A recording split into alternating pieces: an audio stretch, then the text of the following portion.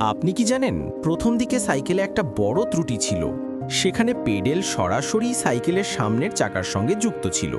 মনে যত জোরেই পেডেল মারুন না কেন, সাইকেল অল্প একটু করে এগোতো। যদি জোরে চালাতে হতো তাহলে আরও শক্তির ব্যবহার করতে হতো, যা ভীষণ ক্লান্তিকর ছিল। তারপর ইঞ্জিনিয়ার ভাবলেন, যদি সামনের চাকা দুগুণ বড় করে দেওয়া যায় তাহলে অল্প চাকরে বেশি অতিক্রম করা যাবে। কিন্তু সমস্যা হলে এই এত বড় চাকার উপর ব্যালেন্স রাখা খুব কঠিন ছিল এবং মানুষ প্রায় পড়ে যেত। এরপর এলো গিয়ার সিস্টেম, কিন্তু সমস্যা হলো পেডেল সামনে ঘোরালে সাইকেল পিছনের দিকে চলতো।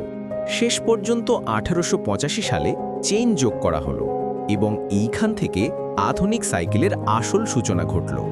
তবে উঁচুতে ওঠা তখনও কঠিন ছিল। তখন ইঞ্জিনিয়াররা রেঞ্জ প্রিন্সিপাল ব্যবহার করলেন। স্টার্ট করার জন্য বড় গিয়ার আর গতি করার জন্য ছোট গিয়ার ব্যবহার করা হলো।